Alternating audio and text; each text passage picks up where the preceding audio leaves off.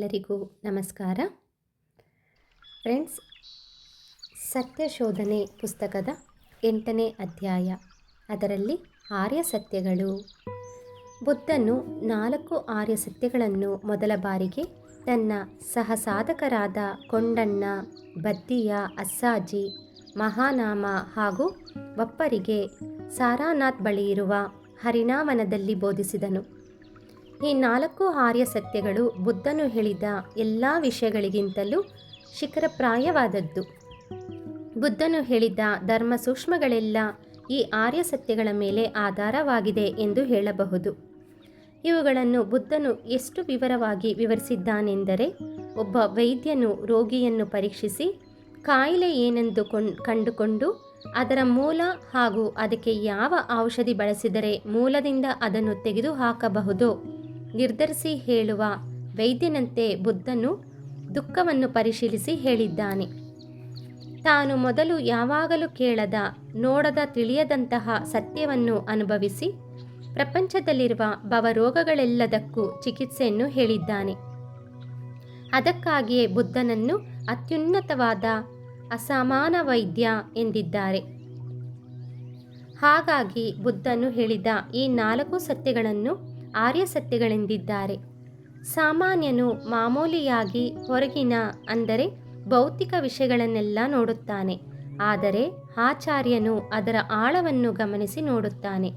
ಆದ್ದರಿಂದಲೇ ಇವುಗಳನ್ನು ಆರ್ಯ ಸತ್ಯಗಳೆನ್ನುತ್ತಾರೆ. ಇವುಗಳನ್ನು ಮಹಾನುಭಾವ ಬುದ್ಧನಿಂದಲೇ ಹೇಳಲ್ಪಟ್ಟಿವೆ. ಹಾಗೂ ಈ 4 ಸತ್ಯಗಳು ಮಾತ್ರವೇ ಇದೆ. 5ನೇದು ಇಲ್ಲ ಹಾಗೂ ಬರುವುದೂ ಇಲ್ಲ. ಏಕೆಂದರೆ ಹೇಳಬೇಕಾದದ್ದು ಬೇರೇನೂ ಇಲ್ಲ. ಇದರಲ್ಲಿ ಯಾವ ಒಂದು ಸತ್ಯವನ್ನು ತೆಗೆದುಹಾಕುವ ಹಾಗಿಲ್ಲ. ಏಕೆಂದರೆ ಯಾವುದನ್ನು ತೆಗೆದುಹಾಕಿದರೂ ಅದು ಪರಿಪೂರ್ಣವಾಗುವುದಿಲ್ಲ. ಹಾಗಾಗಿ ಅವು ಆರ್ಯ ಸತ್ಯಗಳು ಎನಿಸಿವೆ. ಅವು ಯಾವಾಗಲೂ ನಿತ್ಯ ನೂತನವಾಗಿರುತ್ತವೆ. ಬುದ್ಧನೇ ಇದನ್ನು ಆವಿಷ್ಕಾರ ಮಾಡಿ 2500 ವರ್ಷಗಳಾಗಿವೆ. ಆದರೂ ಅವು ಬದಲಾಗಿಲ್ಲ, ಅಧಿಕವಾಗಿಲ್ಲ, ಕಡಿಮೆಯೂ ಮಾಡಲ್ಪಟ್ಟಿಲ್ಲ, ತಿದ್ದುಪಡಿಯೂ ಮಾಡಲಿಲ್ಲ. ಇವು ವಾಸ್ತವಕ್ಕೆ ಎಷ್ಟು ಹತ್ತಿರವಾಗಿದೆ ಎಂದರೆ, ಗೃಹಸ್ಥರು ಕೂಡ ಗೃಹಧರ್ಮವನ್ನು ಬಿಟ್ಟು ಸಂಘದಲ್ಲಿ ಸೇರಿ ಹೋದರೂ ಬುದ್ಧನು ಹೇಳಿದ ಈ ಒಂದು ವಾಕ್ಯ ಸಾಕು ಸಾಧನಾ ಮಾರ್ಗಕ್ಕೆ ಬರಲು. ನಿಜಕ್ಕೂ ಎಲ್ಲ ಯೋಚನೆಗಳು ಲಾಭದಾಯಕವಾದವುಗಳಲ್ಲ. ಜೀವನಕ್ಕೆ ಅವು ಮೂಲಗಳೂ ಅಲ್ಲ. ಅವು ದುಃಖವನ್ನು ತಡೆಯಲಾರವು, ನಿರೋಧಿಸುವುದಿಲ್ಲ, ಪ್ರಶಾಂತತೆಯನ್ನು ನೀಡುವುದಿಲ್ಲ, ಪೂರ್ತಿ ಅವಗಾಹನೆ ಜ್ಞಾನವನ್ನು ನೀಡುವುದಿಲ್ಲ, ಹಾಗೂ ನಾವು ನಿರ್ವಾಣವನ್ನು ಹೊಂದುವುದಿಲ್ಲ. ಆದ್ದರಿಂದ ಓ ಬಿಕ್ಕುಗಳೇ, ನಿಮ್ಮ ಬಂಧುಗಳಾಗಲಿ, ಮಿತ್ರರೂ ಆಗಲಿ, ನಿಮ್ಮ ಸುತ್ತಮುತ್ತ ಇರುವವರೂ ಆಗಲಿ ಆಧ್ಯಾತ್ಮಿಕ ಪ್ರಗತಿಗಾಗಿ ನಿಮ್ಮನ್ನು ಆಶಿಸಿದರೆ ನೀವು ತಪ್ಪದೇ ಈ ಆರ್ಯ ಸತ್ಯಗಳನ್ನು ಹೇಳಿ ಅವರನ್ನು ಉದ್ಧರಿಸುವುದು ನಿಮ್ಮ ಜವಾಬ್ದಾರಿ ಎಂದು ವಿವರಿಸಿದನು. ಸಾಮಾನ್ಯವಾಗಿ ಊಹೆಗೆ ನಿಲುಕದ ಈ ಆರ್ಯ ಸತ್ಯಗಳನ್ನು ಅರ್ಥ ಮಾಡಿಕೊಂಡು ಆಚರಿಸುವುದು ಎಲ್ಲರಿಗೂ ಕಷ್ಟಕರ. ಆದರೆ ಅದರಲ್ಲಿನ ವಿಶಿಷ್ಟತೆಯನ್ನು ಗುರುತಿಸಿ ಆಚರಣೆಯಲ್ಲಿಟ್ಟುಕೊಂಡರೆ ಆ ಸಾಧಕನು ಆಧ್ಯಾತ್ಮಿಕತೆಯಲ್ಲಿ ಬುದ್ಧತ್ವ ಸ್ಥಿತಿಯನ್ನು ಸೇರಿಕೊಳ್ಳುತ್ತಾನೆ. ಒಂದು ಬಾರಿ ಬುದ್ಧನೇ ಹೇಳಿದ್ದಾನೆ, ಯಾರು ಈ 4 ಆರ್ಯ ಸತ್ಯಗಳನ್ನು ಪಾಲಿಸುವುದಿಲ್ಲವೋ ಅವರು ಜನನ ಮರಣ ಚಕ್ರದಿಂದ ಹೊರಗೆ ಬರಲಾರರು. ಅಸ್ಸಾಜಿ ಚಿಕ್ಕ 4 ಪದಗಳ ಪದ್ಯದೊಂದಿಗೆ 4 ಆರ್ಯ ಸತ್ಯಗಳನ್ನು ಸಂಗ್ರಹವಾಗಿ ಸಾರಿಪುತ್ರನಿಗೆ ಹೇಳಿದಾಗ ಅದರೊಂದಿಗೆ ಸಾರಿಪುತ್ರನು ಅವುಗಳ ಸಾಧನೆಯಿಂದ ಬುದ್ಧನ ಶಿಷ್ಯರಲ್ಲಿ ಅತ್ಯುನ್ನತ ಸ್ಥಾನವನ್ನು ಸೇರಿದನು. ಈ 4 ಆರ್ಯ ಸತ್ಯಗಳು ಕಾರ್ಯಕಾರಣ ಸಿದ್ಧಾಂತ ಪ್ರಾಮುಖ್ಯತೆಯನ್ನು ತಿಳಿಸುತ್ತವೆ. ಮೊದಲ 2 ಸತ್ಯಗಳು ಒಂದಕ್ಕೊಂದು ಹೊಂದಿಕೊಂಡಿವೆ. ಅವೆರಡೂ ವೃತ್ತಾಕಾರವಾಗಿ ತಿರುಗುತ್ತಿರುತ್ತವೆ. ದುಃಖಕ್ಕೆ ಕಾರಣ ಆಸೆಗಳು, ಕೋರಿಕೆಗಳು. ಒಂದು ಕಾರಣದಿಂದಲೇ ಆಸೆಗಳು ಹುಟ್ಟುತ್ತವೆ, ಆದ್ದರಿಂದಲೇ ದುಃಖವಿದೆ. ಮೊದಲೆರಡು ಸತ್ಯಗಳು ಅರ್ಥವಾದರೆ ಸಾಧಕನು ಅವು ಅಂತ್ಯವಾಗಲು ಕಾರಣಗಳನ್ನು ಹುಡುಕುತ್ತಾನೆ. ಅಲ್ಲಿಯವರೆಗೂ ಪುನರಪಿ ಜನನಂ ಪುನರಪಿ ಮರಣಂ. ಕಾರಣವನ್ನು ಯಾವಾಗ ತಿಳಿದುಕೊಳ್ಳುತ್ತಾನೋ ಜನನ ಮರಣ ಚಕ್ರದಿಂದ ಹೊರಗೆ ಬರುತ್ತಾನೆ. ಅಲ್ಲಿಯವರೆಗೂ ವೃತ್ತಾಕಾರದಲ್ಲಿ ತಿರುಗುತ್ತಾ ಇರುತ್ತಾನೆ. ಯಾವಾಗ 3ನೆಯ ಆರ್ಯ ಸತ್ಯ ತಿಳಿದುಕೊಂಡು ಜ್ಞಾನ ಹೊಂದುತ್ತಾನೋ ಆಗ ಏಳಿಗೆಯ ಕಡೆಗೆ ಅಂದರೆ ಪುರೋಗಮನದ ಕಡೆಗೆ ವೃತ್ತಾಕಾರದಿಂದ ಹೊರಗೆ ಪ್ರಯಾಣ ಸಾಗುತ್ತದೆ. ಬದಲಾಗುವುದೆಂದರೆ ಸಾಧಕನು ನಿರ್ವಾಣ ಸ್ಥಿತಿಯನ್ನು ಹೊಂದುವುದು. ಕೋರಿಕೆಗಳು ಎರಡು ವಿಧಗಳಾಗಿರುತ್ತವೆ. ಅವು ಭೌತಿಕವಾದದ್ದು ಹಾಗೂ ಮಾನಸಿಕವಾದದ್ದು. ಭೌತಿಕತೆ ಎಂದರೆ ಜನನ, ವೃದ್ಧಾಪ್ಯ, ಅನಾರೋಗ್ಯ ಮೊದಲಾದವು. ಭೌತಿಕ ಶರೀರಕ್ಕೆ ಇವೆಲ್ಲ ಸಹಜವಾಗಿ ಇರುತ್ತದೆ ಎಂಬ ಸತ್ಯವನ್ನು ತಿಳಿದಿದ್ದರೂ ಬೇರೆಯವರನ್ನು ನೋಡಿ ನಾವು ನೊಂದಿಕೊಳ್ಳುತ್ತೇವೆ.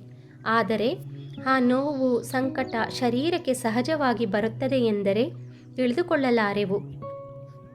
ಅವುಗಳ ಕಾರಣಗಳನ್ನು ಹುಡುಕುವುದಿಲ್ಲ. ನಿರ್ವಾಣ ಪಥಕ್ಕಾಗಿ ಸಾಧನೆ ಮಾಡುವುದಿಲ್ಲ. ಇನ್ನು ಮಾನಸಿಕ ದುಃಖಗಳು ಅಂದರೆ ಪ್ರಿಯವಾದವರನ್ನು ಕಳೆದುಕೊಳ್ಳುವಿಕೆ, ಅವರು ಬೇರ್ಪಟ್ಟಾಗ ನೋವು ಅನುಭವಿಸುವುದು, ಪ್ರಿಯವಾದ ಸ್ಥಳಗಳನ್ನು ಬಿಟ್ಟು ಬರಲು ಸಂಕಟ ಪಡುವುದು, ಇಷ್ಟವಾದವರಿಗಾಗಿ ತಪಿಸುವುದು ಮೊದಲಾದವು.